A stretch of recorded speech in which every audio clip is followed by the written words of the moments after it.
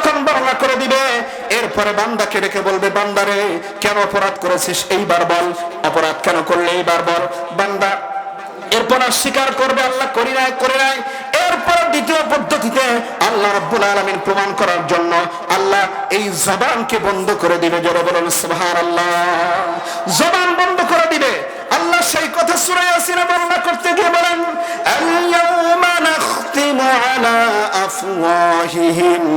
আল্লাহ রাব্বুল আলামিন কিয়ামতের ময়দানে আল্লাহ জবানের উপর আল্লাহ মোহর মেরে দিবে। জবান বন্ধ হয়ে যাবে, হাত সাক্ষী দিবে, পা সাক্ষী দিবে, অঙ্গ প্রত্যঙ্গ গুলো একেবারে খুলে খুলে বর্ণনা করে দিবে ওই জায়গায় কি অপরাধ করেছে, হাত দ্বারা পা দ্বারা হেঁটে গিয়ে কি অপরাধ করেছে। আল্লাহ রাব্বুল আলামিন বলেন, অঙ্গ প্রত্যঙ্গ তো বলবেই না, মানুষের অন্তরে বলবে। জোরে বলেন সুবহানাল্লাহ। কারণ কোরআনে কারীম আল্লাহ বলেছেন, ইন্নাস সামা ওয়াল বাসার ওয়াল ফুআদ কুল্লু উলাইকা কানা আনহু মাসউলা। আল্লাহ পাক বলেন, মানুষ এই কান দ্বারা ততক্ষণ পর্যন্ত গান বাজনা টিভি সিনেমা এগুলো এই সমস্ত অবৈধ গীবত শিকার শুনতে পারে না যতক্ষণ পর্যন্ত মন সায় না দেয়। এমনি ভাবে মানুষের এই পা হাত এবং মানুষের চোখ অপরাধ ততক্ষণ পর্যন্ত করে না যতক্ষণ পর্যন্ত মন সায় না দেয়। মানুষের অন্যান্য অঙ্গ প্রত্যঙ্গ ততক্ষণ পর্যন্ত অপরাধ করতে পারে না যতক্ষণ পর্যন্ত মন না সায় দেয়। এই জন্য আল্লাহ পাক বলেন, ইন্নাস সামা ওয়াল বাসার ওয়াল ফুআদ কুল্লু উলাইকা কানা আনহু মাসউলা। গোটা দেহের ভিতরে যত অঙ্গ প্রত্যঙ্গ আছে এবং কি আল্লাহ অন্তরকে কিয়ামতের ময়দানে জিজ্ঞাসা করবে, আওয়াজ করে বলেন সুবহানাল্লাহ। একটা বিন্দু পরিমাণ কিয়ামতের ময়দানে ছাড় দেওয়া হবে না। সুতরাং আজকে ক্ষমতা আছে, টাকা আছে, আজকে বড় লাউডারি করছেন, কিয়ামতের ময়দান যখন শুরু হয়ে যাবে ওই মুহূর্তে যত বড় দাও না কেন বেশি পরিমাণ ছাড় দেবে না। জন্য ঠিক কিনা? বিন্দু পরিমাণ ছাড় দেওয়া হবে না। এজন্য আসুন কিয়ামতের ময়দানকে ভয় করি। আল্লাহ রাব্বুল আলামিন বলেন, মানুষের আমলনামা কিভাবে তাদের সামনে পেশ করা হবে। আল্লাহ রাব্বুল আলামিন বলেন, কিয়ামতের ময়দানে যারা ভালো কাজ করবে তাদের আমলনামাগুলো ডান হাতে দেওয়া হবে। বান্দা যখন আল্লাহর সামনে দাঁড়াবে, আল্লাহ রাব্বুল আলামিন যখন বান্দার সামনে দাঁড়াবে তখন জিজ্ঞেস করবে, বান্দা অপরাধ কেন করলে? অঙ্গ প্রত্যঙ্গ সাক্ষী দিবে। এরপরে বান্দার মুখ খুলে দিবে, এরপরে বলবে, বান্দা কেন অপরাধ করলে এইবার বলে দে। বান্দাকে যখন এই কথা বলবে বান্দা অস্বীকার করবে, আল্লাহ তৃতীয় পদ্ধতিতে এটাকে প্রমাণ করবে। যারা বলেন সুবহানাল্লাহ। কয়টা পদ্ধতি বলেছিলাম? আমার কথা খেয়াল করুন, কয়টা পদ্ধতি বলেছিলাম? 3 পদ্ধতি। নাম্বার 1, আল্লাহ জমিন থেকে সাক্ষী দিবে। নাম্বার 2, অঙ্গ প্রত্যঙ্গ থেকে সাক্ষী দিবে। নাম্বার 3, কিরামান কাতিবিন ফেরেশতার মাধ্যমে সাক্ষী দিবে। সুবহানাল্লাহ বলুন না। محمد وعلى آل محمد كما باركت على إبراهيم وعلى آل إبراهيم إنك حميد مجيد. شكرا بلغ العلا بكماله كشف الدجى بجماله حسنت جميع خصاله صلوا عليه وآله. আলহামদুলিল্লাহ। গঙ্গানগর যুব সমাজের উদ্যোগে কবরবাসীদের রূহের মাগফিরাত কামনায় প্রথম বার্ষিক ওয়াজ ও দোয়ার মাহফিলের আজকের সম্মানিত প্রধান অতিথি হাফেজ মাওলানা শহীদুল ইসলাম সাহেব দামাত বরকাতুহুম, খতিব বেবিস্টান জামে মসজিদ, এবং আজকের প্রধান আলোচক হযরতুল আল্লাম আমার উস্তাদ মুহতারাম হযরতুল আল্লাম হাফেজ মাওলানা মুফতি আব্দুল্লাহ নাটোরি সাহেব দামাত বরকাতুহুম, সিনিয়র মুহাদ্দিস জামিয়া দ্বীন ইসলামিয়া মাদ্রাসা কল্যাণপুর ঢাকা। আজকের প্রধান আকর্ষণ খতিবে রূপগঞ্জ হযরতুল আল্লাম মাওলানা মুফতি ইমদাদুল্লাহ হাশিমি সাহেব দামাত বরকাতুহুম, মুহতামিম জামিয়া হাশিমিয়া ইমদাদুল নাহাটি, এবং মঞ্চে উপবিষ্ট হযরত উলামা ইকরাম এবং সম্মানিত মুরব্বিয়ান ইকরাম, ছোট্ট মাদ্রাসার তালিবুল উলুম ভাইরা, আমার সম্মুখে বসে থাকা মুরব্বী বাবারা, যুবক ভাইরা এবং কচিকাচা ছোট্ট বন্ধুরা, পর্দার অন্তরায় বসে থাকা মা এবং বোনেরা, সকলকে আন্তরিক মোবারকবাদ জানিয়ে শুরু করতে যাচ্ছে আজকের আলোচনা। আলোচনার সূচনাতেই আনুষ্ঠানিকতার মধ্য দিয়ে এই আল্লাহ পাকের দরবারে লাখো কোটি কৃতজ্ঞতা আদায় করি। সকলে প্রাণ খুলে জবান খুলে ঐক্যবদ্ধ কণ্ঠে সকলে পড়ে নেই, সকলে পড়ি আলহামদুলিল্লাহ। রাসূলের শানে দরুদ পড়ি, সকলে পড়ি সাল্লাল্লাহু আলাইহি ওয়াসাল্লাম। সম্মানিত উপস্থিতি, সময় খুবই সংকীর্ণ। আমাদের কিছুক্ষণ পরেই হযরত আল্লামা ইমদাদুল্লাহ হাশিমি সাহেব দামাত বরকাতুহুম আমাদের সম্মুখে আগমন করবেন ইনশাআল্লাহ। হুজুর আসার পূর্ব মুহূর্তেই আমি আপনাদের সম্মুখে আল্লাহ পাকের ঐশী গ্রন্থ কোরআনে কারীমের সূরাতুশ শূরার ৭০ নম্বর আয়াতের অংশ বিশেষ আপনাদের সম্মুখে তেলাওয়াত করেছি। আল্লাহ পাক যদি তৌফিক ইনায়াত করেন, তার দয়া যদি শামিলে হাল হয়, তাহলে কোরআনে কারীমের এই ছোট্ট আয়াতে কারিমা থেকে আপনাদের সামনে দু চারটি আলোচনা পেশ করব। আপনারা আলোচনাটা মনোযোগ দিয়ে শোনার চেষ্টা করবেন তো ইনশাআল্লাহ? কে কে শুনবেন একটু হাত তুলে দেখান। নারে তাকবীর, নারে তাকবীর। যুব সমাজের উদ্যোগে আয়োজিত মাহফিল সফল হোক, সফল হোক, জোরে বলুন আমিন। আমি আন্তরিক মোবারকবাদ জানাচ্ছি গঙ্গানগর যুব সমাজকে, যারা ক্লান্ত পরিশ্রম করে মেহনত করে এই মাহফিল আয়োজন করেছেন। আল্লাহ পাক যেন যারা টাকা দিয়েছে সূচনা থেকে যারা পর্যন্ত শ্রম দিয়েছে, আল্লাহ পাক যেন প্রত্যেককে কিয়ামতের ময়দানে জাযায়ে খায়ের দান করে, সকলে বলুন আমিন। এবং কষ্ট করে যারা শুনছেন আলোচনা, আল্লাহ পাক যেন আমাদের সকলকে জান্নাতের বাসিন্দা করে, সকলে চিৎকার করে বলুন আমিন। আমি সূরাতুশ শূরার অংশ বিশেষ আলোচনা করব। সে বিষয়টা হলো কিয়ামতের ময়দানে আল্লাহ পাক মানুষকে দুই শ্রেণীতে বিভক্ত করবে। আওয়াজ করে বলুন কয় শ্রেণীতে? আরো জোরে কয় শ্রেণী? দুই শ্রেণীতে বিভক্ত করবে আল্লাহ পাক গোটা পৃথিবীর সমস্ত মানুষকে, এবং কি মুসলমানদেরকেও আল্লাহ পাক দুটি ভাগে বিভক্ত করবেন। আমি আয়াতের অংশ বিশেষ তেলাওয়াত করে অর্থ বলছি। ফারিকুন ফিল জান্নাহ ওয়া ফারিকুন ফিস সাইর। আল্লাহ পাক বলছেন গোটা পৃথিবীর মানুষ কিয়ামতের ময়দানে আল্লাহ পাক তোমাদেরকে দুটি ভাগে বিভক্ত করবে। একটি দল যাবে জান্নাতে, আর একটি দল যাবে জাহান্নামে। আওয়াজ করে বলুন, একটি দল কোথায় যাবে? জান্নাতে, আর একটি দল জাহান্নামে। সে হোক ইহুদি, খ্রিস্টান, বৌদ্ধ, নাসারা, মুসলমান, মুনাফিক, আল্লাহ পাক সমস্ত মানুষকে কয় শ্রেণীতে বিভক্ত করবে? দুই শ্রেণীতে বিভক্ত করবে। আল্লাহ রাব্বুল আলামিন সেই দুই শ্রেণী বিভক্ত কোন দিনে করবেন বলেন? সেই সময় মানুষগুলি কেমন হবে? আল্লাহ পাক বলেন সূরা কারিয়া, আল্লাহ পাক বলেন ওয়াতাকুনুল জিবালু কালইহিনিল মানফুস। আল্লাহ পাক এক্সাম্পল দিয়ে পেশ করছে। এই যে লাইট দেখছেন, লাইটের আকর্ষণ হওয়ার কারণে পোকাগুলো দৌড়িয়ে ছুটে ছুটে আসে না? আওয়াজ করে বলুন, পোকাগুলো কি দৌড়িয়ে আসতেছে না?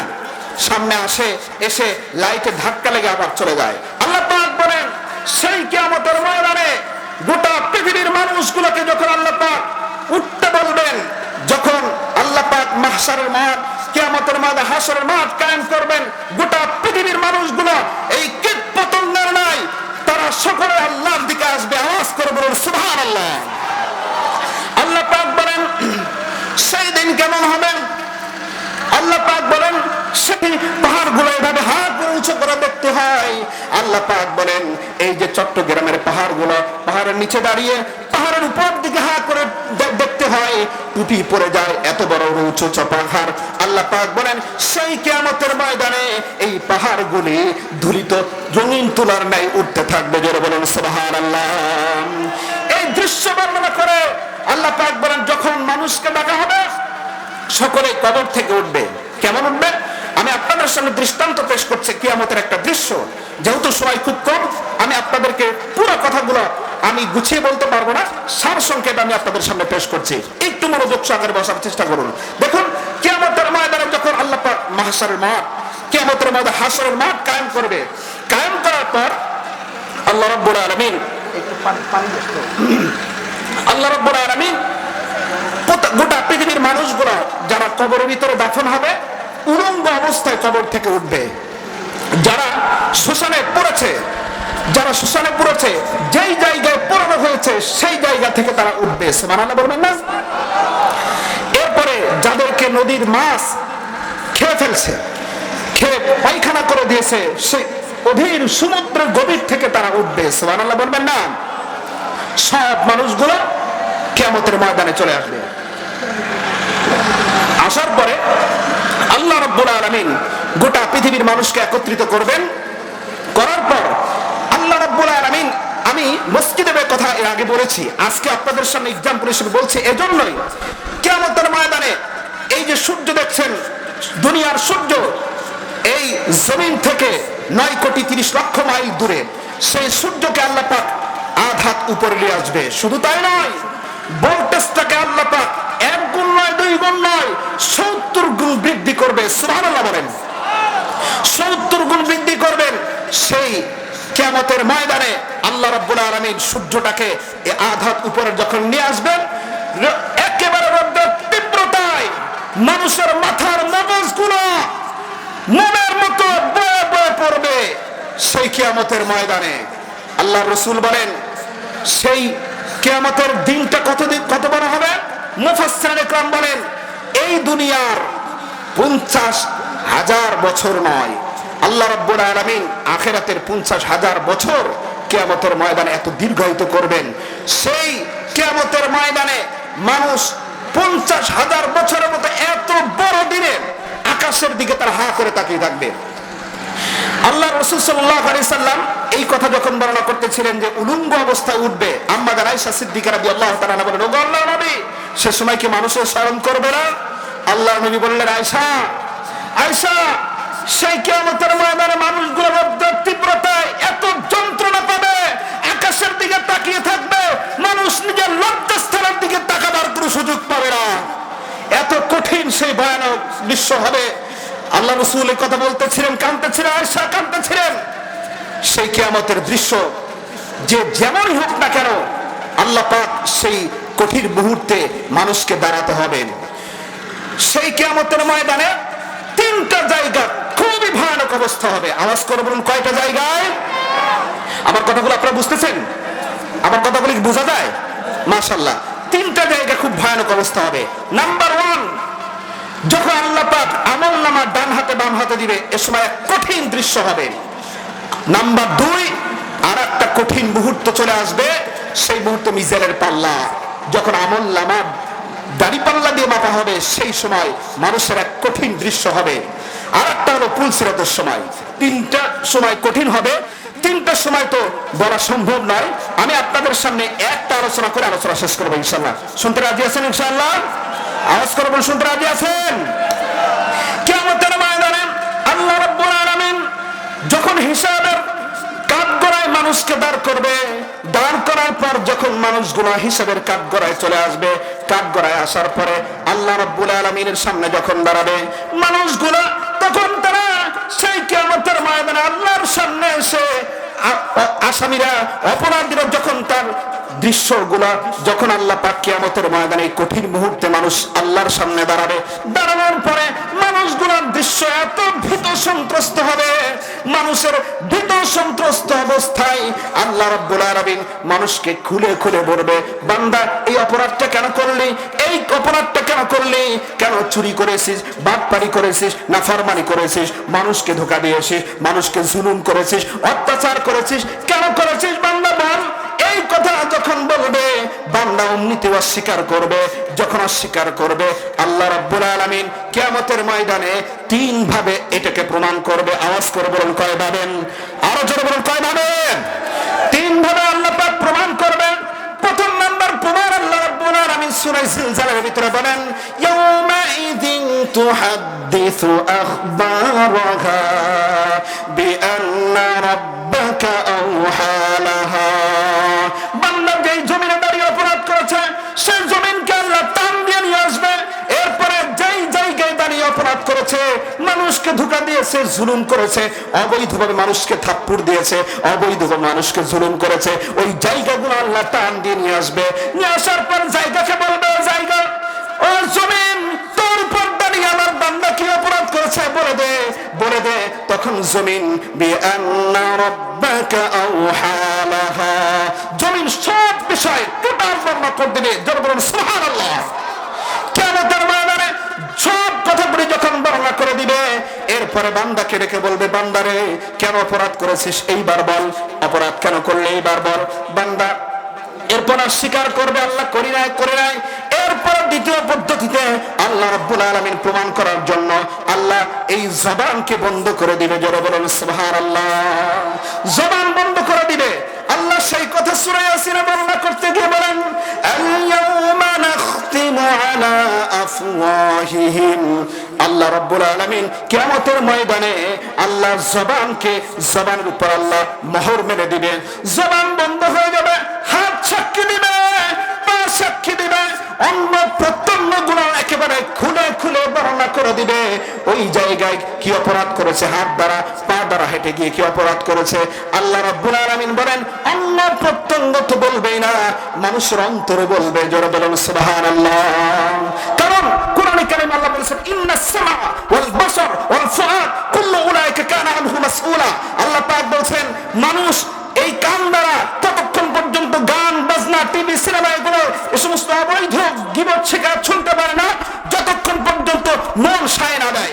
এমনি ভাবে মানুষের এই পা হাত এবং মানুষের চোখ অপরাধ ততক্ষণ পর্যন্ত করে না যতক্ষণ পর্যন্ত মন সায় না দেয়।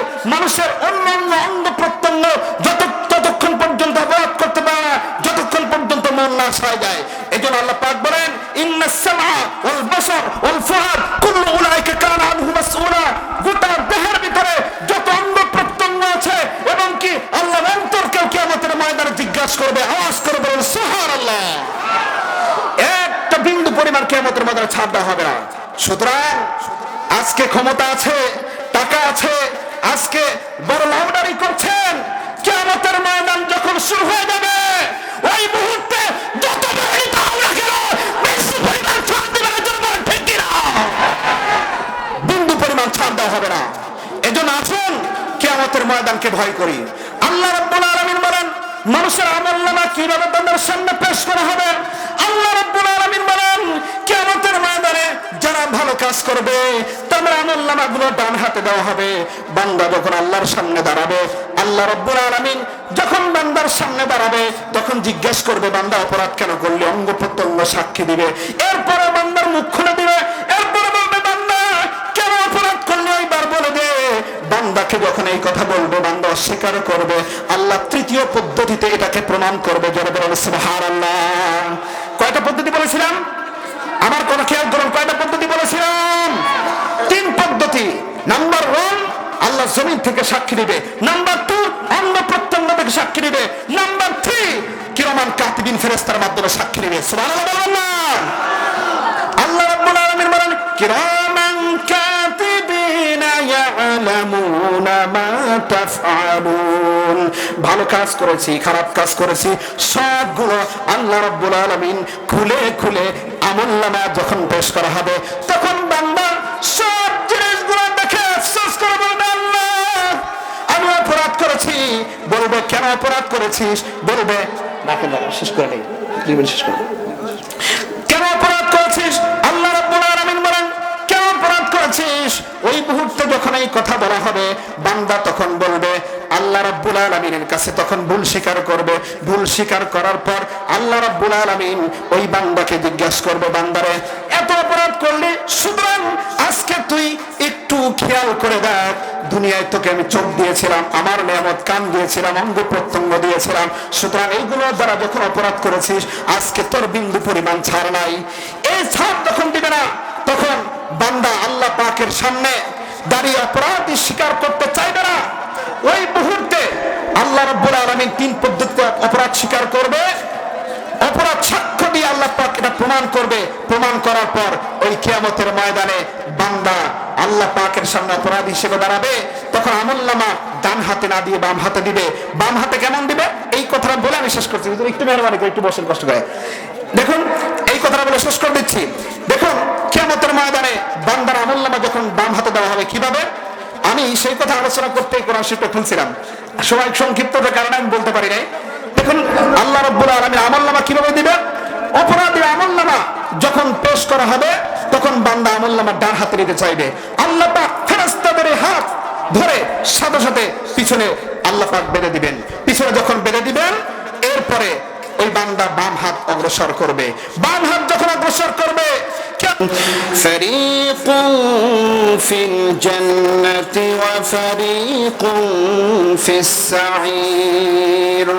সাদাকাল্লাহুল মাওলানাল আযীম। ওয়া ক্বালা তাআলা, বান্দা ঘুরে ঘুরে আমলনামা দেখতে চাইবে, ঘুরে ঘুরে দেখতে চাইবে। যখন ঘুরে ঘুরে দেখতে চাইবে, ওই মুহূর্তে ফেরেশতারা মাথা এই ঘাড়কে মচকি দিয়ে পিছনের দিক দিয়ে দিবে, যেন বলে নাউজুবিল্লাহ। ওই সময় যখন পিছনের দিক দিয়ে দিবে, ওই সময় বান্দা পিছনের দিকে তাকিয়ে আমলনামা দেখবে, দেখে বলবে ফাসাউফা ইয়াদউ সুবুরা। তখন সে ধ্বংসকে ডাকতে থাকবে, তখন সে ধ্বংসকে ডাকতে থাকবে। এজন্য আমরা ওই সমস্ত লোকদেরকে বলি, যাদের আজকে ক্ষমতা আছে, যাদের টাকা আছে, যারা মুসলিম মুসলমানদের উপর জুলুম করছে, অবৈধভাবে মানুষের উপর অত্যাচার করছে, এবং যারা সাধারণ মানুষের উপরে অবৈধভাবে জুলুম করছে, এবং বেনামাজিদেরকে বলি যারা নামাজ পরিত্যাগ করছে, কিয়ামতের ময়দানে আল্লাহ রাব্বুল আলামিন তোমাকে বিন্দু পরিমাণ ছাড় দিবে না। সুতরাং ওই কিয়ামতের ময়দানে হিসাবের জন্য প্রস্তুত হয়ে যাও, না হলে জাহান্নাম তোমার জন্য অপেক্ষা করতে যাবে, ঠিক না? আজকে আমি দেখলাম গতকাল নিউ দিল্লির জামে মসজিদে মুসলমানরা জুমার নামাজ পড়ার জন্য রাস্তায় দাঁড়াচ্ছে। যখন রাস্তায় দাঁড়াচ্ছে, তখন রাস্তায় সিজদায় গিয়েছে এই দিল্লির এই সমস্ত হিন্দু সভ্যতা এবং হিন্দু পুলিশরা মুসলমানদেরকে সিজদারত অবস্থায় লাঠি মেরে মেরে উঠিয়ে দিচ্ছে। সুতরাং আর বেশি দূরে নাই, এই গাজওয়াতুল হিন্দ বেশি দূরে নাই। মুসলমান প্রস্তুত হয়ে যাও, আমাদের বাবরি মসজিদ ধ্বংস করেছে, মুসলমানদেরকে ধ্বংস করেছে, প্রস্তুত হয়ে যাও গাজওয়াতুল হিন্দের জন্য। কে কে প্রস্তুত আছো হাত তুলে দেখাও। আল্লাহ পাক কবুল করুন, সকলে বলো আমিন। হাত নামান, হাত নামান। আল্লাহ পাক আমাদের প্রত্যেককে ফিলিস্তিনের হামাস বাহিনীর মতো প্রস্তুত নেওয়ার তৌফিক দান করে, সকলে বলো আমিন। হুজুর চলে আসছেন, আসলে সময় খুব সংক্ষিপ্ত, আমি হুজুরের কাছে মাফ চেয়ে নিচ্ছি। হুজুর, আমি সময়টা অতিরিক্ত নিয়ে ফেলছি। আমাদের খতিব রূপগঞ্জ সম্মানিত ব্যক্তি আমাদের সামনে চলে আসছেন, আমাদের গোটা বাংলাদেশের নক্ষত্র। হাসিমি সাহেব হুজুর গোটা বাংলাদেশের নক্ষত্র কিনা? আমাদের নক্ষত্র, বাংলাদেশের নক্ষত্র। আল্লাহ পাক হুজুরের হায়াতে, আল্লাহ পাক এলেমে, আমলে, আওলাদে, সম্পদে আরো বরকত দান করুন, সকলে বলো আমিন। আখির দাওয়ানা আলহামদুলিল্লাহি রাব্বিল আলামিন। আসসালামু আলাইকুম ওয়া রাহমাতুল্লাহি ওয়া বারাকাতুহু।